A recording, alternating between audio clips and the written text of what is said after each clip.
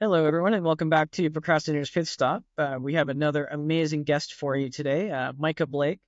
When you hear Micah speak, you can't help but feel inspired to follow that dream that you had. You know, the one that you slowly started to fade as you grew up and you learned that you weren't talented enough or people told you weren't talented enough. Well, you can learn to believe again in yourself and see those limiting beliefs fly away as you start to see the simple path to accomplishing your musical goals. Most recently, Micah actually released his new book, Talented or Not, Here I Come. Micah, welcome to the show. Thank you so much. I'm happy to be here. Oh, no trouble at all. Before we dig into everything, we'd like to have an icebreaker on the show. So today's is which cartoon character do you most relate to and why? Um, so there's a lot. I I grew up in the era of all the Bugs Bunny and all that, which I must say I don't relate to many of those. They're comical, but not me. Actually, probably since my kids were born, we watched a ton of Kiyosaki movies, and he has a character in pretty much all of them of this like 12-year-old boy who ends up having more responsibility than he I don't know, maybe needs to take on. And he's like the secondary character in like most of the movies. And so like in Ponyo, he's the one who kind of works with Ponyo and believes in her and all that. And I've kind of always seen myself as that support role that can make sure everything works out and is taken care of. Okay, well that's a unique one. I can definitely say I don't think I've seen that one. I'm gonna have to look into that. So yeah, So, Kiyosaki has like probably 20 movies. They finally went on Disney, so you can see a whole ton of them. oh, on Disney. Okay, Yeah. I'll have to take a look at that. Mhm. So, why don't you tell us a little bit about your background and your journey and how you got to where you are today? Sure. So I grew up in a large family, but very small school. So it kind of felt like a very large family in a lot of ways. Um, Second youngest of 8 kids, and about the time about 8 years old to 10 years old, I started wanting to learn music. I love singing, but I thought for some reason that um, guys couldn't play piano. Maybe someone had told me it once, or I just didn't know any guys who did. Anyway, for quite a while, that was kind of a hang up in my mind.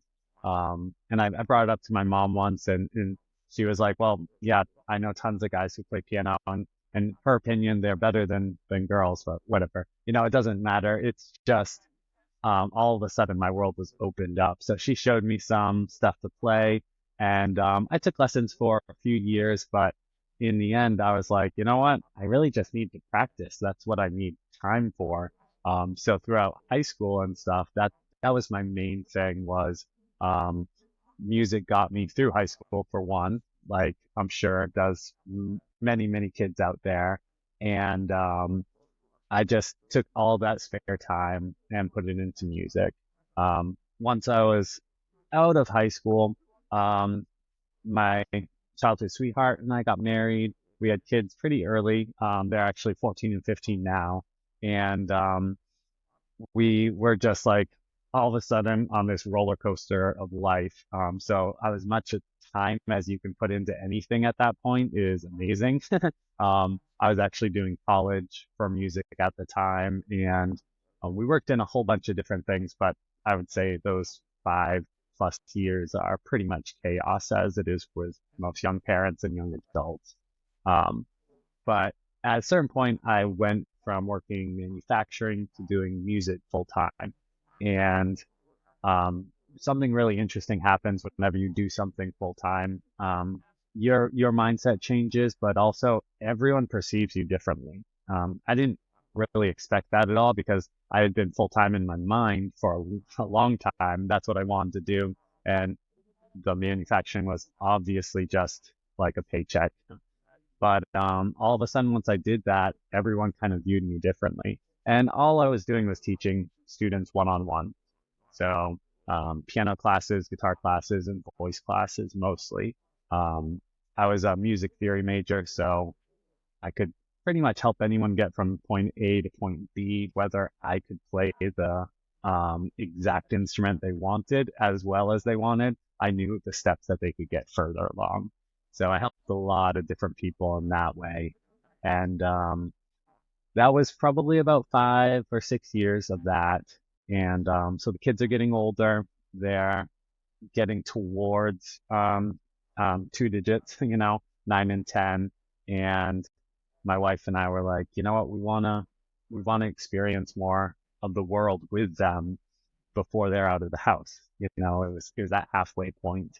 So we actually spent a few years doing some real estate and stuff, and sold all that pretty much right before the pandemic, which was weird timing, but it just worked out that way. And moved to Florida and lived on a boat for 3 years. So we were in the Keys, and I love the Caribbean. I love coral, and we were living and working there. I wasn't doing music one on one. It was more all online. One of the things I noticed was a lot of people will start to learn an instrument, and that first 6 months are fairly similar. It might be 2 months for some people, a year for other people, but they all have to learn the same thing. There's no getting around certain aspects of music. So I started recording those and selling those online, and I didn't make a ton of money on that. It was enough for my contribution, and my wife worked doing some waitressing, bartending and stuff at the same time. But it started growing a lot. They were people just bought on-demand stuff, so it's not like I had them as like students. But we grew to about 30,000 students at one point, and it's interesting to see people's pers- perspectives and different things that they get hung up on with when you have that many people to kind of grab a pool from. Um, we ended up being done with the boat, kind of, I would say, echo, an echo result of the pandemic. Just crazy things happened, and we actually found ourselves in North Carolina. We've been here for 2 years. We're kind of doing a homestead thing, and we kind of came back down to earth, if that makes sense. Our family did business wise and everything. And it was really like, okay, what do we actually want to give the world? What do we want to get out of it? And trying to figure out all of those sides of everything. Spent about a year, super low key, nothing earth shattering about that first year. And then as a family, we're like, you know what? We really want to go in this one direction. And if I want to help people out with music, I want to go in a bigger, not a broader way, but for all the students I helped, it really looked like my my niche and what I helped the most was getting people to step from I'm not sure I can really do music to oh my gosh, look, I'm playing whatever, whatever their goal was. So that's where the birth of the book came from, and all of our focus has been in that direction, trying to help really the most people do that because life's really too short to not do something like music just because you have a hang up in your belief about it. So and that pretty much brings us to here. That is that's an amazing story, and thank you for sharing. It brings up a couple of questions for you actually. So you were in manufacturing and you're in music. In the back of your mind, you always had imagined yourself, doing music full time. What was kind of the main turning point for you? Was there any sort of defining moment where you just said, did you do one of those classic, throw in the towel or like, what was that like? What was your defining moment Um, that I'm putting? well, musicians are, I would say that typically, like I said, the cartoon character, I tend to hold things together probably more than I should. And I was holding a lot of things together, including in manufacturing. I was a manager in my department, but also one of the people working with it. So I kind of had two roles, and which was great. It allowed us to get our house, and a whole bunch of things were really good about that position. And I had about maybe 10 students, totally not enough to live off of them by any means. I needed a minimum of 35 to scrape by at that point. So, and I didn't have more students because I didn't understand the business side of music as well. I was, I think, 26 or 27. Some weird things happened at work. I was wearing too many hats and something got forgotten. And it always goes back up to the lowest manager, which was me. Um, so okay, they slapped me on the wrist, no big deal. A week later, some other issues happened at work, totally not related to my department, and they brought everything back to me and that first issue. And I didn't, it was like super illogical, didn't make any sense. And they were like, I want you to think about this over the weekend. And for people who actually think, that's not really a smart thing to do because I went away for the weekend. I'm like, why, why would I want to think about Monday right now, when I could be doing X, Y, and Z? You know what? I'm going to give them a month and, then I'm done. And I managed the Duncans before. So if I need to do something, I'll do any work to pick up that little extra.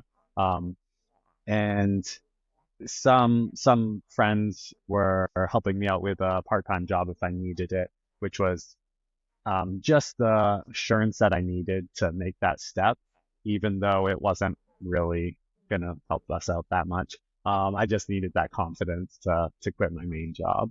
And then that first 6 months though, I would say probably we ended up only getting about 70% of the revenue we needed.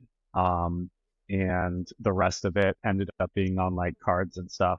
And the next year after that, we worked our way back into being where we should be. So it wasn't a short process and it wasn't like all of a sudden like, oh, this is amazing. I could just teach classes, 40 hours a week. There's a lot of ups and downs to it. And in that transition, I mean, I know that, none of it was really easy, but what do you think was your biggest challenge at that point? The spare time, there's like whenever there's a transition and you know that things are going to get busy and you feel like you need to relax at that moment because you have the time to. But in the back of your mind, you say, I have time because things haven't built up. If I just put more work into it, then they'll build up faster. And you have this weird back and forth. I think a lot of entrepreneurs have that where they're so worried that they're not doing what they should, that they can't relax when they have the time to relax. Or some people relax too much and they're not doing what they should and then their business fails. Like there's a balance there and trying to keep that mentally compartmentalized correctly is was the hardest thing for me. And how did you Part of it is time. But a lot of things people say shouldn't look at the past, but for me, I know that um, I've done certain things and I'm confident that those things have worked. And I know that I'm not going to all of a sudden forget how to do things right tomorrow. I know that I can build another student. Oh, I got 2 students last month. If I can just get those 2 more again or 3 this month, then yeah, I can see that it's progressing and I can see where it's going. If it's just a big black wall in front of me, and I don't have any history of understanding how I'm going to get where I need to go, that would be very difficult from my mind specifically. But I did it in incremental steps enough that I gave myself the confidence to not have the anxiety rise too high. got you? So it was more about self-confidence and knowing in your abilities from the past that helped to carry you forward. Yes. Yeah, that was a big part of it. Well, that's good. And you mentioned that as you were touching so many people's lives, so many students' lives, that they all had varying different hang-ups. Was there any hang-up in particular that you noticed a lot? Was it similar to yours? For learning music specifically, the majority of people that came to me usually had one of 3 hangups. And obviously, a lot of this has been, I can see it much more clearly now. Before I would just be like talking to one person and trying to figure out exactly specifically what they need instead of seeing it as a broader category of person. But usually it's either belief. There's so much about belief that I didn't understand the psychology behind it back then. Um, but I understand it a lot better now, essentially, um, that people don't believe that they themselves are talented enough. That's the name of the book. People didn't believe that they could do certain instruments. I'd be playing, on a stage in front of 3,000 people, and the guitarist would be like, "Oh, I wish I could play keys like you," and I'm like, you are an incredible musician. You can obviously play keys if you want to. Like maybe they just didn't think they had the time to learn it or something, but a lot of people just had that mindset that, oh, well, this is all I could learn. I can't do that. So that was belief. And that ranges from a lot of different things, but it all comes down to essentially taking other people's beliefs and putting them on yourself, whether you know that's the truth or not. It's because you're going to learn music in a specific way. And unless you have done it and failed and know why you failed, then your belief in something that's beyond is really not very accurate, most likely. Most people have much more capacity than they have any idea that they can do. The next would be goals. People had no idea what the goals were. Like, why were they doing music? What did they want to play? How long did they want to play? All these things have a huge bearing on what they learn today on the first few lessons. So a lot of it, we're just be kind of picking away at that to figure out, well, why did they come to me to learn music? What's the purpose? And if there's so much in music that I could learn just about piano for the rest of my life in just one aspect of the piano. Whereas if you don't know what you want, you could learn so much that's really worthless for you.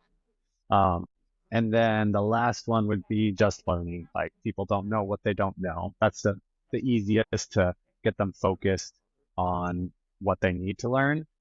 But you really don't know what that is until you know their goals. So you have to know that first. Gotcha. So it sounds like a process. So when somebody initially comes to you, to your to your school, what's the process that you go through with them to figure out kind of, where they're at and where they want to?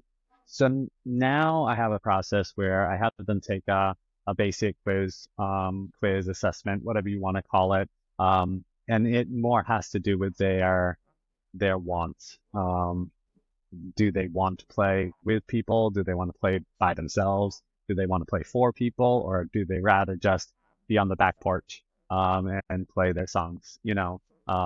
Sheet music, chords, a whole bunch of things that really whittles down what parts of music they want to learn. After that, if it makes sense that they still want to learn and that I can fill some of that value that they need. I book a call with them just so that I can explain things because um, they'll write something down and then when I talk to them on the phone, it actually has, it's not the same thing exactly as what they are thinking that they're expressing. Um, and then from there, it's going to be really, really individual. If if they are trying to do something more professional, it's going to be a much longer plan, and we're going to have to work with different things. The majority of people don't want that, though. Most people want to be able to just sit down, and have some fun playing an instrument, maybe go to a coffee shop and do an open mic. But we enjoy music for ourselves, and that's gonna be a little bit different for everyone. Even with me, so I play quite a few instruments now. Piano is my main instrument. I had to play a lot of guitar because many people want to learn guitar, so I had to learn it. Same thing with ukulele. I play a bit of that now because a lot of people want to learn that. But then I have a lot of instruments that I enjoy picking up and playing, and I'll play them for a month and my level is maybe intermediate because my musicianship level is high at this point because I've learned so many different things. But I'm not trying to be a professional, ocarina player or something like that. I just want to enjoy it for a bit. So even at the professional level, it's the same thing. We want to do what we enjoy. And do you have a particular kind of music that you enjoy playing more than another kind? Um, in situationally, yes. If I'm just playing by myself, I play pretty relaxed music. I've like done piano stuff where my kids and I hike mountains, and I bring a keyboard that has batteries, and I go and play like relaxing piano music for like an hour, just like freestyle stuff, and that's a lot of fun to do. That's only for myself though. It's not. It, a lot of people, AI can make it better than me now, so it's not something that a lot of people need to listen to often. But if you can get together with a band, probably hardcore slash punk rock, a group of 5 or 6 guys that can really all be into the music and have a group of people in front of you that all love the music, there's an energy there that you can't you can't purchase, that's for sure. That's a lot of fun to do, but it's very hard to, in my time of life right now, to get all the right people together. And it takes a lot of people and money and everything to get that worked out. So it's not super often I do that. You actually raised an interesting point there. You said that AI can do it better than you. What has AI done to, your business or to the music industry in general, do you think?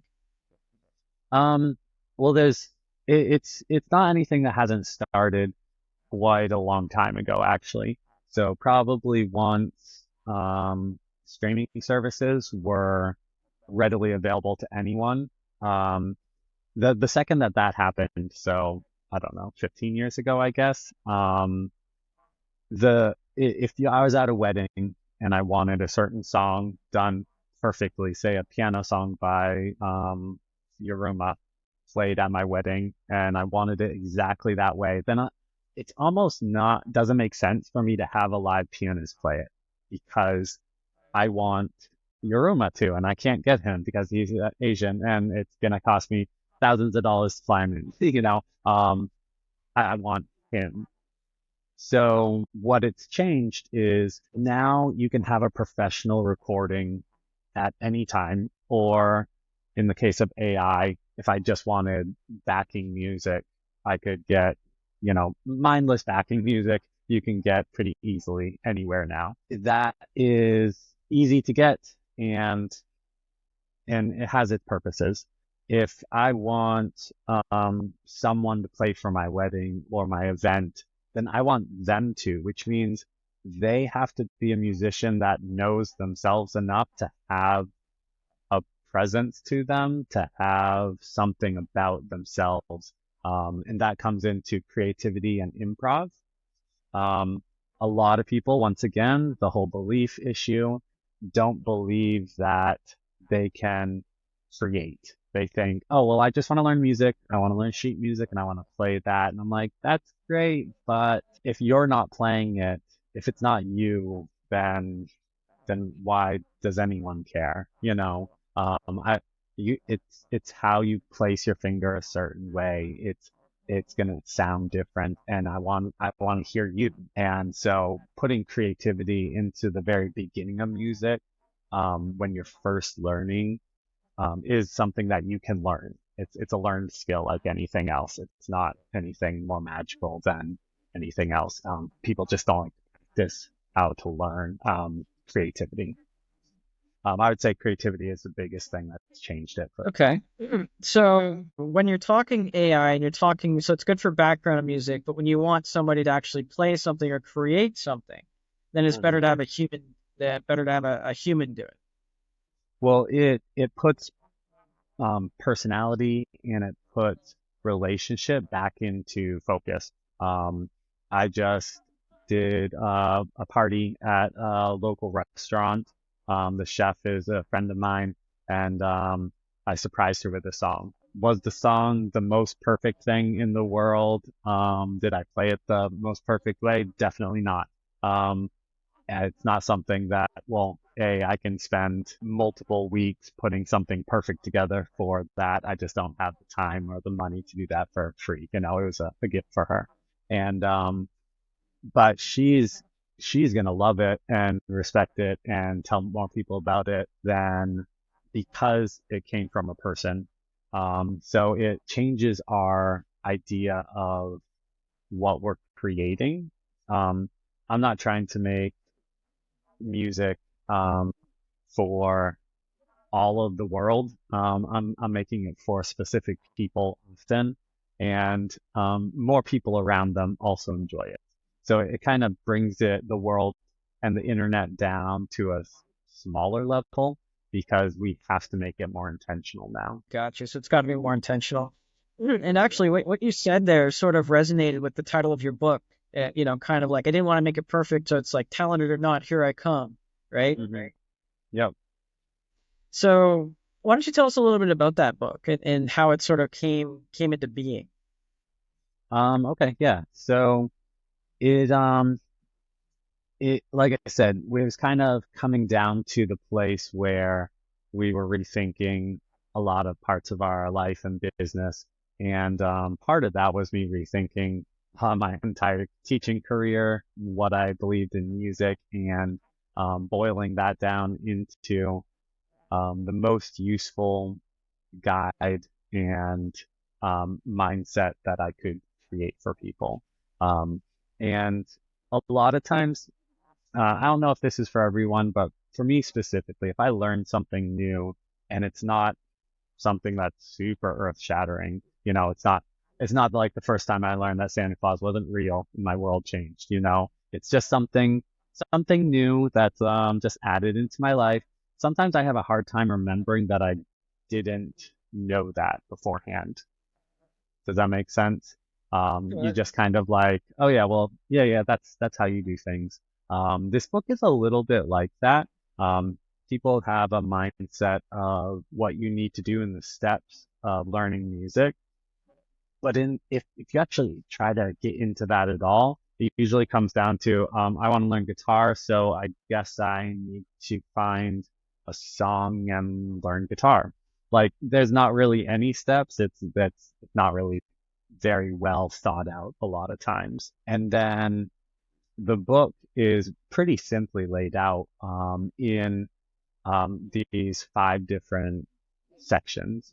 So the first one being belief, and we deal a lot on that because it's such a big issue. If you can't get past your own limiting beliefs, you're never going to be able to learn anything else. And then goals, once again, because people don't usually set their own goals, and it has like a process for them to go through that.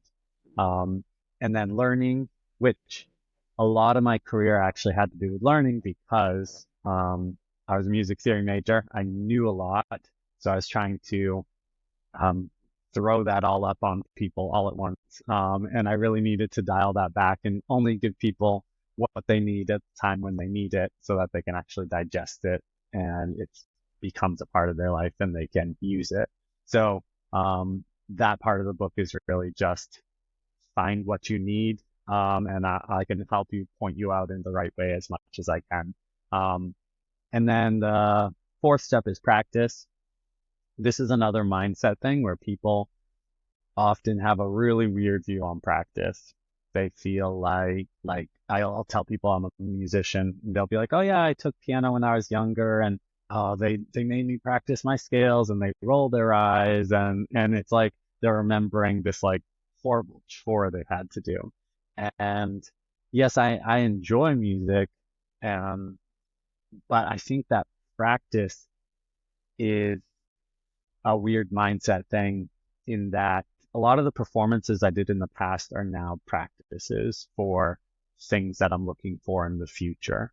A lot of those future events, whatever you want to call them, are just kind of going to be practices for more things that I want to do. So it's really your mindset at the moment of you playing music. Is this practice or is this me creating music right now? That's really what it comes down to. I don't really like performance or whatever. So when you are, so day one, week, the first month, you should really be able to get into that mode of I'm playing music. Like, yes, I'm practicing. I need to keep up at this. There are parts to creating a habit of working on something, but I'm trying to add into my life every week or multiple times a day, multiple times a week to add music that I create into my life is a very different mindset shift than, well, if I practice 3 times a week, eventually I'll enjoy playing this guitar, hopefully. Um, so that's a big part of it. And then the last thing is just sharing, and that's 2 parts, learning how to access the information for people to share it with you. That's helpful. And also, if you can share your information with anyone else, that kind of completes that wheel of learning in your brain so that just me putting all of that stuff into the book made it so that I know it 1,000 times better. Not because I know it better, but because I've formed it into a way to share it with others. And some people will take this to different degrees. You could literally record on your phone um, a performance for your mom and never send it to her. And it will still have that same effect of I needed to share this and I did. In your mind, it will have the same effect. Obviously, if you have to stand up in front of 100 people and tell them what you learned in guitar class, you're probably going to learn it a lot better just because you'll put more time into it. But so there's varying degrees of that. Um, so all of that came about because I needed to express what I learned and what I teach people very, very specifically now that I understand the people that I'm reaching the best, which is those people who haven't decided quite to be musicians or failed at one point and want to try again. So it sounds like a very useful and a very good book to pick up if you want to to learn an instrument or anything musically inclined. So writing a book is a process, Mhm. and you've obviously done a lot of inner work, and you've done a lot of self work, self improvement. Do you think that in the course of writing the book, you learned anything sort of different about yourself? What do you think you learned out of writing the book about yourself? Um, I think so. I've done a lot of the act of writing the book is a similar process to writing a song, or in some ways even putting on like a multifaceted event sometimes too. So I've had to do a lot of those type of things in the last probably 20 years. Um, so there wasn't a huge earth shattering when I finished this book, but about 6 months before it came out, I had it maybe 80%, 85% finished. And I was going around working with some different people, doing group ukulele classes. And I came to this one person and we were setting things up. And she was like, you know what? Is everyone going to have a ukulele at this class? And I'm like, yeah.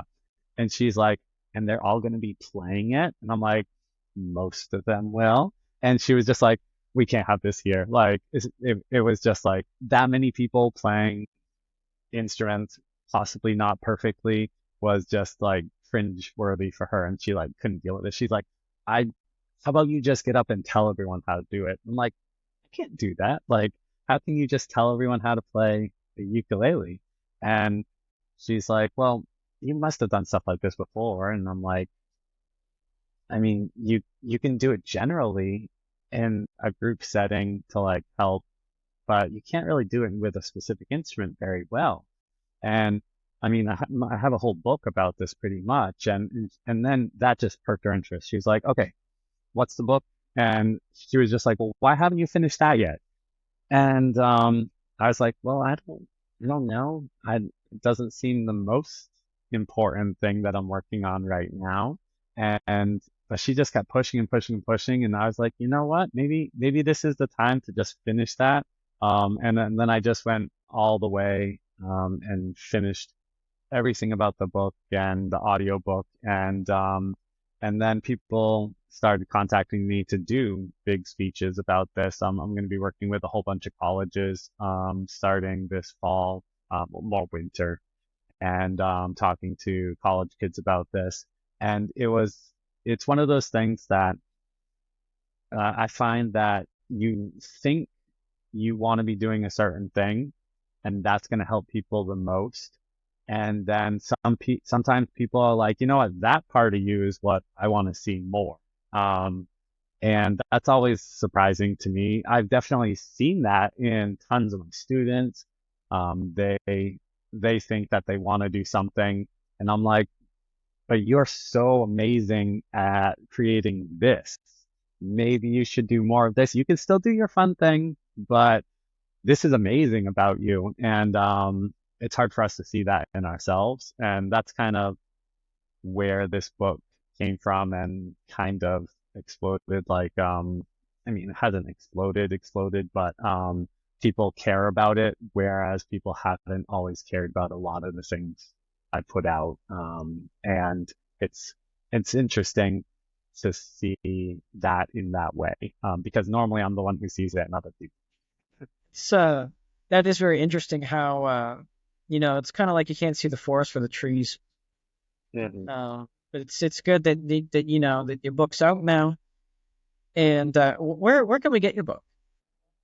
You can get it on Amazon. That's the main place. But also for any of your listeners, I'll be sending you a link. It's speakingmusic.online/audiobook, and they can just sign in and listen to the audiobook on my website if they would like. Wow, yeah. And to our listeners, yeah, we'll be putting that in the description along with the other show notes so that you won't have to write that down right now. Okay, perfect. So, and just as we're coming close here to kind of wrapping things up, you've got a lot of big plans. You've had quite an amazing journey so far. What do you think is next for you, Micah? What does the next year look like? So in since landing in North Carolina, I decided to get a normal job, day job. And so it's looking probably in the next 6 months, that being finished, and we'll just be doing music again, which changes a few things once again. But the biggest thing is what I didn't see 6 months ago is that I'm going to be doing a lot of these speaking engagements, which is it's not something that I'm comfortable with.